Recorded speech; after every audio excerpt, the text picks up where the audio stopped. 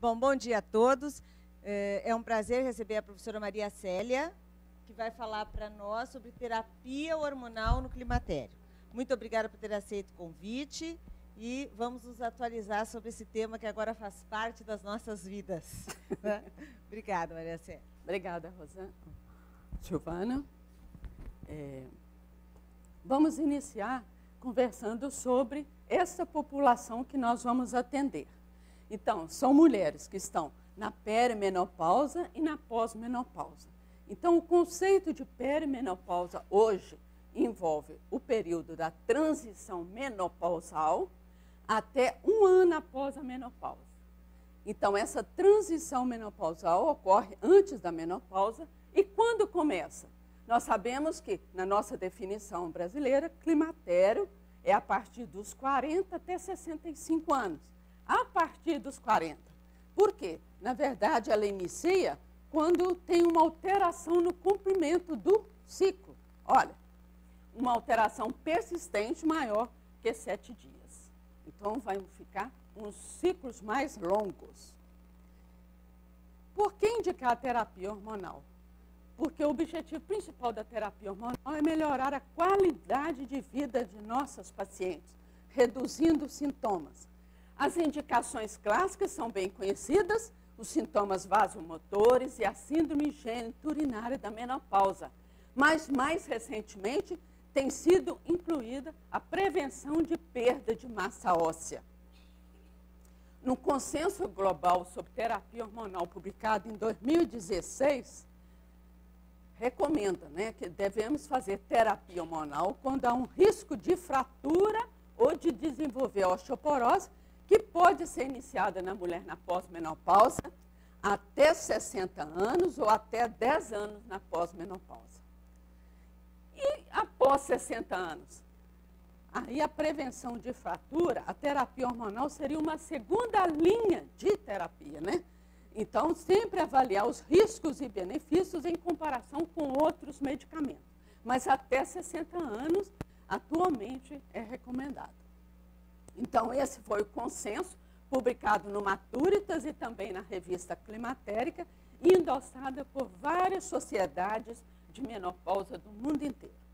Agora, em 2017, foi publicado o Consenso da Sociedade Americana de Menopausa e apoiada por 31 sociedades internacionais que tratam do climatério, inclusive aqui as nossas sociedades brasileiras. Então, nesse consenso, as indicações de terapia hormonal, sintomas vasomotores, síndrome geniturinária da menopausa, prevenção de perda de massa óssea e insuficiência ovariana prematura. Então, eles colocam isso, Quando a paciente tem um risco elevado de perda de massa óssea ou fratura, deve-se iniciar a terapia hormonal. Quando deve ser prescrita? Então, se a mulher está no climatério e tem sintomas de hipoestrogenismo, então nós vamos iniciar a terapia hormonal. Temos que perguntar se a mulher deseja terapia. Existe ainda muito medo da terapia hormonal. Se ela deseja, nós devemos iniciar, porque, olha, já são trabalhos comprovados que a terapia hormonal é excelente, diminui muito os sintomas de ondas de calor e atrofia genital. Em seguida, temos que ver se há contraindicação. Então, as contraindicações absolutas existem 4 na nossa área: câncer de mama, as lesões precursoras de câncer de mama, câncer de endométrio e sangramento de origem desconhecida. As doenças clínicas, comprovadamente, que são contraindicação, doença hepática descompensada, tromboembolismo, AVC, doença coronariana e o lúpus. Porfiria já é mais rara, E a partir daí nós vamos sempre pesar, fazer ou não a terapia hormonal. Lembrando sempre que os benefícios da terapia hormonal, então, diminui as fraturas, o risco de fraturas, diminui o câncer de colo retal, diminui a taxa de mortalidade, diabetes. Mas tem os riscos, Nós temos trombose, que os estrogênios causam trombose, embolia pulmonar, AVC, e também os riscos de doença coronariana e câncer de mama. Então, lembrando, né, como deve ser prescrita. Então, nós temos os benefícios, são bem conhecidos, diminui o LDL, aumenta o HDL, e os riscos, lembrando aqui que a terapia hormonal oral causa aumento dos triglicerídeos e aumenta o risco de litíase biliar. Então, se a paciente não tem contraindicação, então vamos iniciar agora a terapia hormonal. A partir daí nós temos que ver, paciente tem útero? Não. Então vamos fazer terapia hormonal com estrogênio. Se a paciente tem útero, temos que perguntar à paciente, deseja sangrar todo mês? Se ela não deseja, então nós vamos fazer a terapia estrogênica contínua, os dois, né, contínuos. Se a mulher não deseja sangrar, então nós podemos fazer o estrogênio contínuo e o progestágeno por 10 a 14 dias. Que esquemas de terapia podemos usar? Então, se tem com sangramento, vamos fazer o estrogênio contínuo e o progestágeno por 10 a 14 dias. Então, podemos usar estrogênio, por exemplo, estradiol 1 miligramas, e aqui nós vamos usar um progestágeno 10 miligramas, né? Podemos usar acetato de medroxiprogesterona, a dihidrogesterona, por exemplo, e 200 miligramas da progesterona micronizada. Sem sangramento, então, vamos usar os dois hormônios contínuos. Aqui agora chama atenção. Então, nós, além do estrogênio contínuo, vamos usar agora um progestágeno em dose menor. Então, acetato de medroxiprogesterona 5 miligramas e a micronizada 100 miligramas. Então, isso é importante porque, nesse momento, se eu uso menos, se eu usar uma dose muito alta, eu posso, a paciente ter sangramento por atrofia endometriais. E lembrar sempre que o progestágeno diminui um pouco o efeito, o estradiol sobre os lipídios. Podemos usar também medicamentos e que no mesmo comprimido tem o estradiol e a noradiosterona, que é o progestágeno. E a paciente esterectomizada, vamos usar o estrogênio contínuo. Quais os medicamentos são usados na terapia hormonal? Então, nós temos o estradiol, o valerato do estradiol, os estrógenos conjugados, que no Brasil estão saindo do mercado. Os progestágenos, podemos usar qualquer um desses, mas esses em vermelho são os mais utilizados, são os mais desejados, além também da noradiosterona, que é também bastante usada. Qual a via de administração? Então, devemos usar uma via que minimiza os efeitos clínicos metabólicos. É importante também a escolha da paciente. Então, podemos fazer oral, a transdérmico, adesivo ou gel. Podemos usar o creme vaginal, o comprimido, o óvulo, o DIU e o anel vaginal, que é usado nos Estados Unidos. Nós não temos aqui ainda. Então, lembramos, a terapia estrogênica oral tem a primeira passagem hepática, vai dar um alto impacto sobre as enzimas hepáticas, alterando os fatores de coagulação, aumenta o substrato da renina, os efeitos sobre a PA, e tem um efeito muito bom sobre o HDL. A terapia estrogênica pode apresentar efeitos gastrointestinais, e um aspecto muito importante é que ela tem maiores flutuações dos níveis sanguíneos do que a transdérmica. A transdérmica, então, não tem a primeira passagem hepática, então vai ter menor impacto sobre os fatores de coagulação, menor efeito sobre a PA, menor efeito sobre o metabolismo lipídico. E tem um problema que pode ocorrer em alguns pacientes, irritação na pele. Então, as vantagens da terapia hormonal oral: efeito máximo sobre os lipídios. Da transdérmica, menor efeito sobre os triglicerídeos, substrato da renina e fatores de coagulação. As desvantagens: oral, aumento dos triglicerídeos, substrato da renina, pode apresentar efeitos gastrointestinais. E a transdérmica, menor efeito sobre os lipídios e irritação na pele.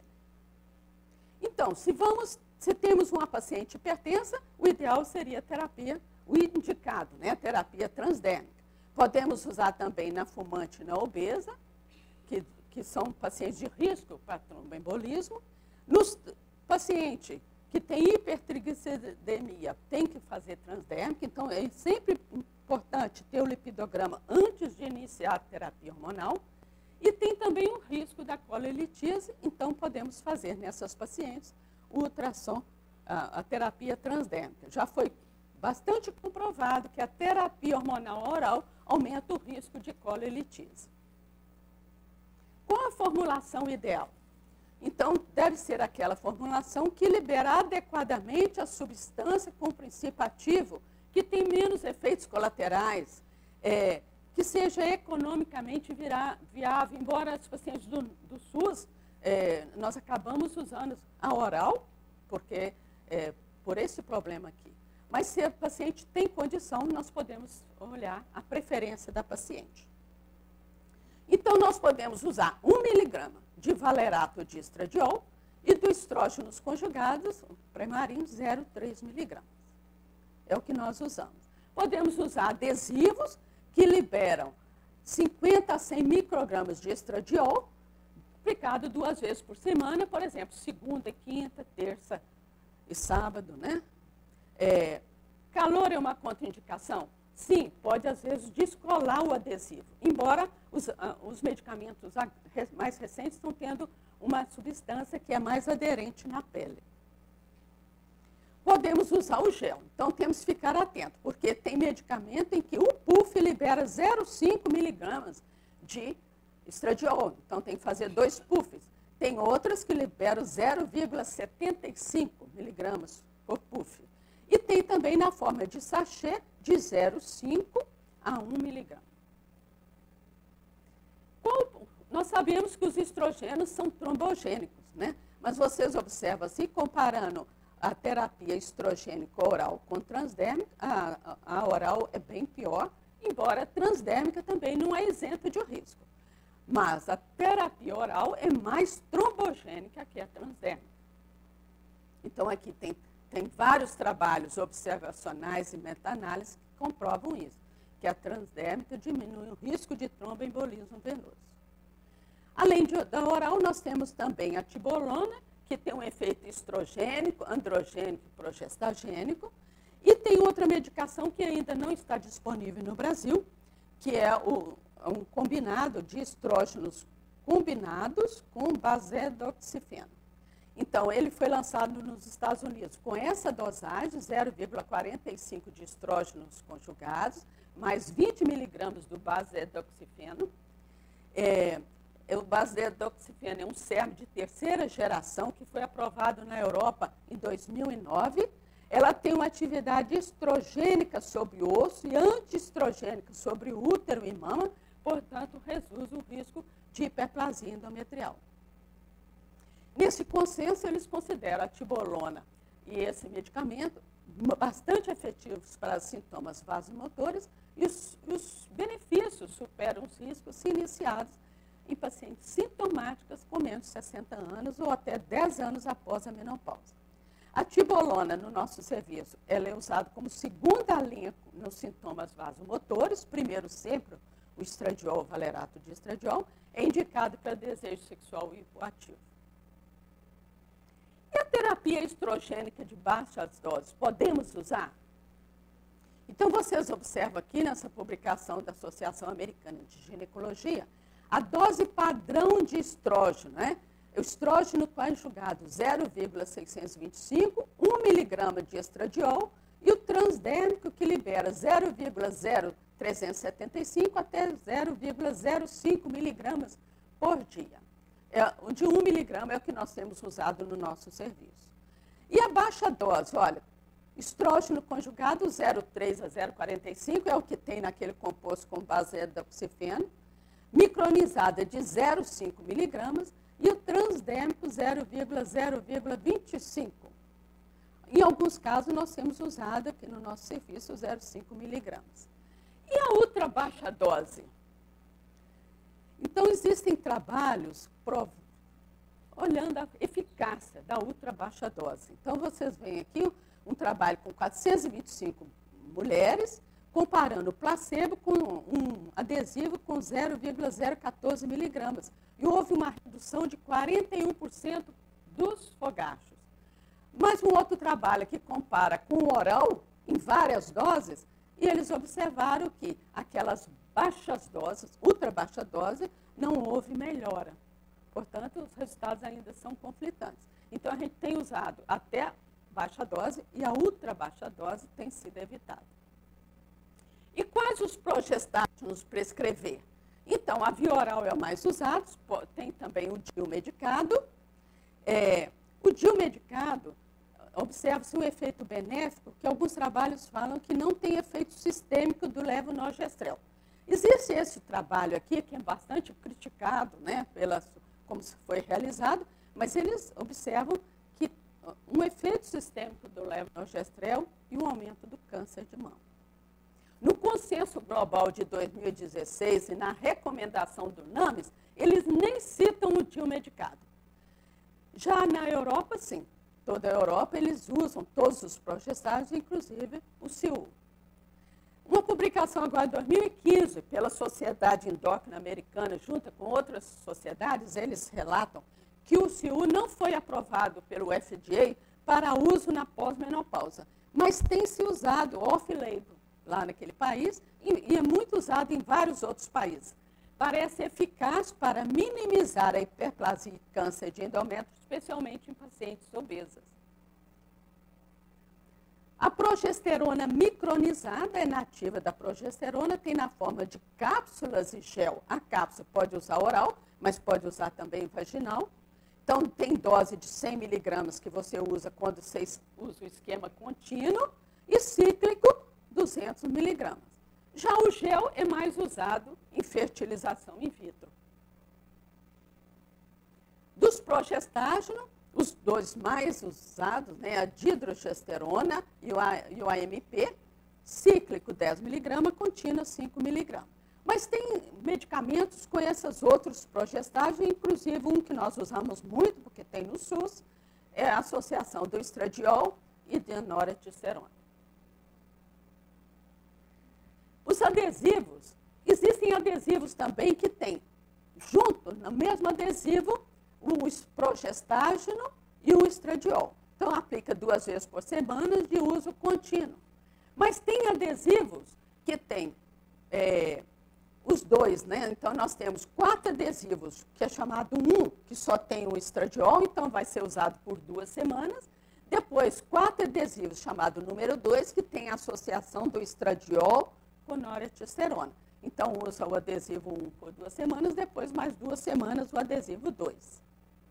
E qual o impacto do progestágeno no tromboembolismo? Vocês observam aqui que a progesterona micronizada e os progestágenos derivados do pregnano têm menos risco de tromboembolismo do que aqueles progestágenos derivados não pregnanos. Então, quanto mais semelhante à progesterona, menos trombogênico. Só para recordar, então, os derivados pregnanos, nós temos aqui, olha, o acetato de medroxiprogesterona e a dihidrogesterona. E os derivados não pregnanos, nós temos, por exemplo, o acetato de normogestrel. Podemos fazer outras combinações. Podemos, por exemplo, usar o estradiol transdérmico 2 vezes por semana associado ao AMP oral. Podemos fazer o gel e 2 pulsos por dia associado ao DIU medicado. Então, nós sempre recomendamos aplicar o gel na coxa, no abdômen, numa área extensa, né? No braço, temos que ter cuidado quando a pessoa, por exemplo, quando é avós que cuidam de criança, passa o gel no braço e logo depois tem pega a criança, então tem que ter esses cuidados. Então, o ideal seria passar em áreas extensas, né? Fazer bem extenso no corpo e evitar passar logo depois do banho, que aumenta muito a absorção. E os fitoestrogênicos? Então, são derivados de plantas, atividade estrogênica. O efeito sobre os sintomas vasomotores são questionados. Por quê? Porque os trabalhos são publicados, tem uma amostra muito pequena, tem várias formas de fitoestrógenos e tem também uma variabilidade na dose e na duração de ensaios. Então, isso traz para nós dados muito limitados, dificulta a avaliação. Agora, em 2017, a Cochrane publicou uma meta-análise em que eles não encontraram evidência do benefício dos fitoestrogênios. Isso também é aceito pela Associação Americana de Ginecologia. No entanto, agora, numa publicação em 2013, eles relatam que os concentrados genisteína devem ser melhor investigados. Eles não concluíram que pode ser usado, mas devem ser melhor investigados. E a terapia estrogênica vaginal? Então, nós temos o estriol, estrógenos conjugados e estradiol. E temos o promestrieno. Promestrieno é um estrogênio sintético que tem uma absorção sistêmica muito pequena. Então, temos cápsulas com 10 miligramas e o creme. Cada 1 grama tem 10 miligramas de promestrieno. Esses são os medicamentos encontrados, um dos medicamentos que pode ser encontrados nas farmácias. Nos Estados Unidos, eles prescrevem apenas cremes com estradiol ou estrógenos conjugados. Então, vocês observam, o estradiol, 1 grama é igual a 1/4 do aplicador. Os estrógenos conjugados, 1 grama é igual a metade do aplicador. E tem os óvulos, de 25 microgramas, então eles recomendam que você deve usar por 2 semanas contínuas, depois 2 vezes por semana. Tem também o anel vaginal, que libera 7,5 microgramas por 24 horas e pode ser trocado a cada 3 meses. No Brasil, na Europa, nós temos o estriol. Então, recomendado é o uso de baixa dose, né, que corresponde a 0,5 miligramas, que é um aplicador até uma marca do anel. Temos também os estrógenos conjugados, mas pode ser usado por um curto período de tempo. Então, recomendamos então, o uso de estriol ou de promestrieno. A terapia estrogênica vaginal é o modo preferido quando a única queixa da paciente é sintomas geniturinários da menopausa. A eficácia, segundo vários estudos, ela é mais eficaz que a sistêmica. Mas eu posso prescrever terapia oral transdérmica para sintomas genitais? Posso. Se está associado, por exemplo, sintomas vasomotores e se é desejo da paciente. E a tibolona? Também. Se tem sintomas genitais, mas sintomas sexuais. Sempre, o ideal é usar primeiro o estriol local. Se não houver uma melhora, pode-se prescrever tibolona. Então, no guideline da África do Sul, eles relatam, né, que eles usam bastante a tibolona. Eu posso associar terapia estrogênica vaginal naquela paciente que está usando oral e transdérmico? E nós podemos usar naqueles casos em que a paciente está usando oral ou transdérmica, mas persiste com a síndrome geniturinária da menopausa. Então, aí você associa. Porque é relatado que 10 a 20% das mulheres que fazem terapia oral ou transdérmica persistem com sintomas residuais da síndrome geniturinária. Então, você só vai usar se houver necessidade. Então, aqui um guideline de um serviço americano, a paciente com a síndrome geniturinária, que tinha também sintomas vasomotores, então iniciou terapia oral, depois avaliou, se ela não melhorou completamente, então associou o creme local. Qual deve ser a duração da terapia estrogênica vaginal? Até melhorar os sintomas, né? O problema é que quando você cessa o tratamento, os sintomas podem retornar. E a terapia estrogênica vaginal a longo prazo? O grande problema é que não existem trabalhos até hoje relatando sobre a segurança do endométrio. Os trabalhos que tem é esse aqui, olha, um deles, estrógeno conjugado, 0,3 miligramas por ano, e a paciente não apresentou hiperplasia nem câncer endometrial. Mas a partir disso aí, não foram feitos mais trabalhos. Então, não temos informação se a terapia estrogênica a longo prazo tem alguma consequência no endométrio. Nós sabemos que nos Estados Unidos não tem o estriol, né? Então, os trabalhos que são feitos lá é sempre com estradiol e estrógenos conjugados. E a trombose venosa profunda? Numa revisão da Cochrane em 2006, não há relato de risco aumentado para TVP para quem usa estrogênio vaginal. A ANAMES também diz que o risco é baixo. Agora, aquelas mulheres que têm o risco de tromboembolismo venoso ou que já tiveram, faltam dados, não tem dados publicados na literatura. Então, temos que ter cuidado nesses casos. E até quando usar a terapia hormonal? Então, o menor tempo possível, né? Olhar sempre as necessidades da paciente, avaliar os benefícios e o risco. Então, aquela palavrinha, né? Individualizar.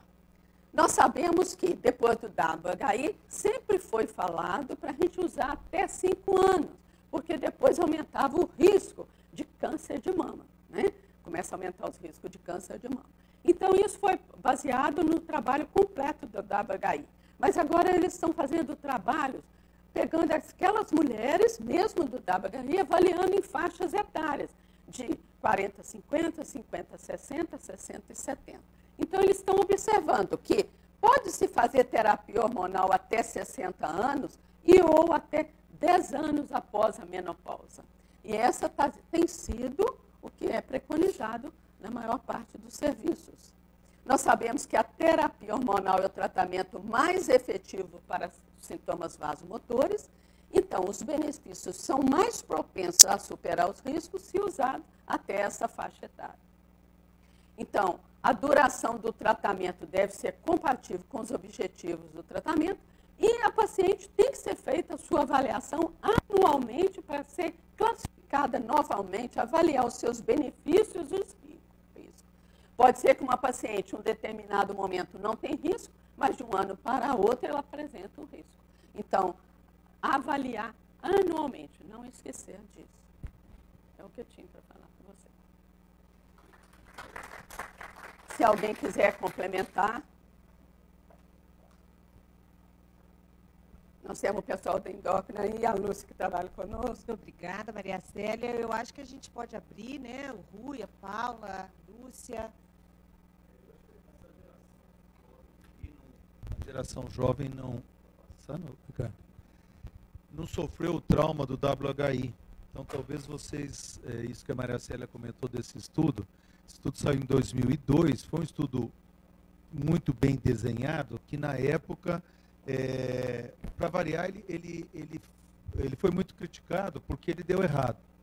Mas o desenho dele era um estudo randomizado, com 16 mil mulheres, eles recrutaram, na realidade, 50 mil mulheres, custou 60 milhões de dólares, é um estudo super caro. E o problema é que ele pegou população nas diversas faixas etárias e eles queriam dar para prevenção primária. E realmente era a chamada pílula anti-envelhecimento. E isso não se mostrou, queria reduzir a mortalidade. Mas saiu agora um trabalho, a questão de um mês, seguindo essas mulheres do WHI por 17 anos, já que tem o segmento. E a mortalidade daquele grupo que tomou versus o que não tomou foi exatamente igual. Infelizmente, eles interromperam o estudo, porque ficaram com medo. Começou a dar um pouquinho mais de evento, mas se talvez tivesse continuado, e perdeu-se uma grande chance, esse estudo ia até mostrar uma prevenção primária, principalmente nesse subgrupo de paciente jovem. E aí saiu nas capas de Veja, Time, tudo quanto é lugar, que nós estávamos dando veneno para as mulheres. E aí o índice de prescrição caiu demais. E hoje vocês provavelmente já estão um pouquinho mais destemidos para usar, porque você é uma geração que não sofreu esse trauma, mas essa geração intermediária sofreu muito trauma. Então, de repente, ficava pecado para escrever terapia hormonal. E vocês viram quantos benefícios dá para as mulheres. E respeitando as contraindicações, e principalmente usando de uma maneira precoce, até esse último guideline da ANAMS coloca o uso acima de 60 anos. Se houver uma situação que não tem uma contraindicação clínica, você pode realmente usar. A via vaginal, quer dizer, então tem escolas ainda que prescrevem muito pouco terapia hormonal. E o que a gente vê? Você viu lá, em 5 anos, para cada 1.000 mulheres, você tem um benefício em 900. Então, você está deixando de beneficiar muitas mulheres por conta desses supostos riscos. E aí foi muito bem colocados os riscos. Então, acho que nós estamos numa fase de estabilidade. E vocês, formados agora, respeitando um esquema como esse que a Maria Célia colocou, tem assim, uma visão muito, muito boa de até onde pode ir e não pode ir. E parar com esse tabu, né?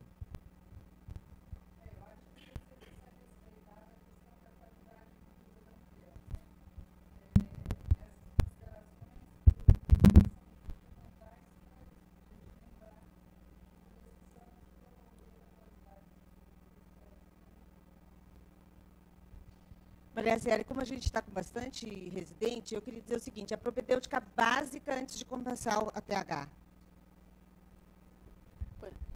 Eu não falei isso aqui porque a gente tinha dado uma aula, né, no início do ano sobre isso. Né? Mas eu falo assim, são 7 exames, né, básicos. Né? E outros você vai pedir se houver necessidade.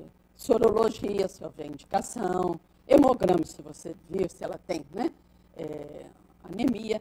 Mas colpocitologia, mamografia, lipidograma, glicemia, TSH, lembrar, né, que se estiver normal é de 5 em 5 anos, a gente fica triste quando vocês ficam pedindo TSH e o pessoal lá embaixo fica bloqueando, porque pediu desnecessário. Como se a gente falasse assim, na GO não ensina isso. TSH, se estiver normal, é de 5 em 5 anos. Sangue oculto nas fezes acima de 50 anos, a densitometria de rotina acima de 65 e antes, se tiver indicação. Então, a partir daí, nós vamos ver. Se a paciente não foi esterectomizada, ver se tem colo. Se tem colo, de quanto em quanto tempo. Todos aqueles critérios que a gente obedece da colpocitologia, né? 2 anuais, né? Normais vão fazer de 3 em 3 anos. Então, mas quando você está fazendo a terapia hormonal, está muita discussão aí sobre a mamografia, de quanto em quanto tempo, né? Então, a gente tem que ter um pouco mais de cuidado aí quando está fazendo a terapia hormonal, cuidar da mamografia. E outra coisa também, por exemplo, se ela não tem útero, né? Saber por que tirou, tem indicação da colher da cúpula, né? Tudo isso aí que a Silvana discute com vocês. Sangue oculto acima de 50 anos. Se tiver positivo, a gente pede a colônia. Pode pedir a colônia? Pode. Mas em nível populacional, o sangue oculto é melhor, né? Fica mais barato. E a mamografia, você acha que tem que ser anual, depois que começa a TH? Pois é. Quando está fazendo a terapia hormonal, é aquele medo, né? Que a gente tem de... Uma coisa é paciente sem terapia hormonal, né? Então, por exemplo, naquela proposta americana da Sociedade de Câncer, que você poderia fazer de 45 a 55, você fazia anual, e depois de 55, você poderia fazer de 2 em 2 anos. Eu acho que, quando faz terapia hormonal, é importante continuar anualmente. Não sei o que é que os outros colegas pensam aí. E aquela paciente, ninguém pergunta, eu vou perguntar. E aquela paciente que está naquele climatério, que começa com uma certa irregularidade menstrual, mas ainda tem medo de engravidar, tipo 45, 46 anos. E aí ela te questiona se esse medicamento que você vai prescrever também vai protegê-la de uma eventual gestação. Apesar da gente dizer que não tem risco, qual seria a melhor TH? Você pode usar, por exemplo, o Claira? Pois é, você sabe que só depois de 1 ano sem menopausa, que é a menopausa, né, 1 ano sem menstruar, que nós vamos falar com certeza que ela não pode engravidar. O risco de engravidar é baixo, tudo bem, mas a gente sempre tem as histórias do filho temporal, né? Então, você tem que usar. Então, se você vai usar o DIU medicado, você tem, né? E tem agora esses medicamentos, né, que tem o estrógeno, é melhor com o valerato, né? Então, esses aí, o Stesa e o Claira, né? Seriam muito bons. O problema do Stesa e Claira é que a dose de estrogênio, ela é uma dose um pouco mais alta, porque você poderia fazer direto, né? Mas ela é uma dose um pouco mais alta do que uma reposição hormonal clássica. Mas usar um tempo e esquecer um pouquinho depois, fazer a transição também. Nesse período, né, às vezes a paciente começa muito, 44, 45, ela já começa com uma irregularidade menstrual, começa a ficar incomodada. Isso, deixa a gente doida com isso, né? Eu tenho entrado normalmente com essa medicação e depois lá, quando vai chegando perto dos 50 para 50, eu tenho proposto a troca, mas eu tenho dúvida, né? Porque isso a gente faz meio no feeling, né? E aí, Paula? A Paula não gostaria de falar? Não, só complementando o que o professor Rui falou, até antes de 2002, qual que era a rotina? A menos que houvesse uma contraindicação absoluta, indicava-se terapia hormonal para todo mundo. Aí, a partir de 2002... E aí, esse estudo WHI, ele falou que foram estudadas todas as faixas etárias. Isso é verdade. Só que ele focou mais, a idade média das pacientes estudadas era 63 anos. Ou seja, apesar de estudar todas as faixas etárias, não restringir, ele estudou mais pacientes com idade mais avançada e com mais de 15 anos pós-menopausa. Tá? Então, essa foi a população para a qual a maioria dos dados eram extrapolados. E as pacientes que tinham aí um período menor de pós-menopausa representaram um grupo pequeno. Só que a partir daí houve o aumento aí da cancerofobia e prescrever terapia hormonal era mal visto. Então, acho que agora a gente está no momento de individualizar, de bom senso, não é nem para todo mundo e nem para ninguém. Mas a gente não tem ainda fechada a resposta de potenciais benefícios para aquela população mais jovem. Então, a gente realmente não sabe se para a população mais jovem o ideal mesmo é a baixa dose, ultra baixa dose, como a professora Maria Célia falou, a gente tem mais controvérsia ainda, e nem se para a população mais jovem haveria realmente algum tipo de benefício em termos de prevenção primária. Então, para esse grupo, a gente ainda precisa de mais estudos.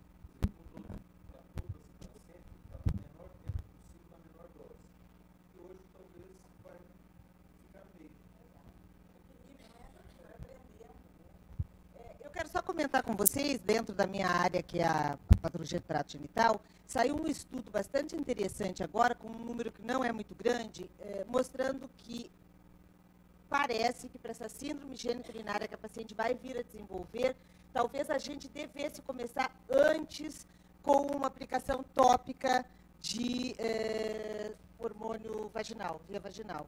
Porque essas pacientes acabam apresentando sintomas, elas acabam tendo algumas dificuldades na sexualidade e a coleta do material fica muito ruim depois de um tempo de menopausa estabelecida. E que você não tem um retorno adequado para esse material se você não inicia precocemente uma baixa dose de aplicação. É uma coisa que ainda é controversa, mas vem crescendo aí um interesse nisso.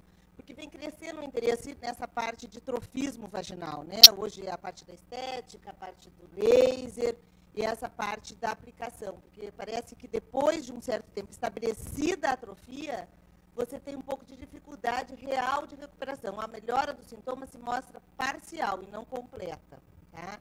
Isso que os autores têm falado. Vocês viram que os progestágenos, eu não falei em implante e nem em AMP trimestral, né? Que, na verdade, não existem ainda publicações nessa área. Não sei se vocês já viram, mas não tem ainda publicação nessa área, né? Então, a gente, às vezes, encontra paciente usando trimestral, mas é dose muito alta de progestágeno, né? E a gente não sabe, isso não está em nenhum trabalho orientando esse uso.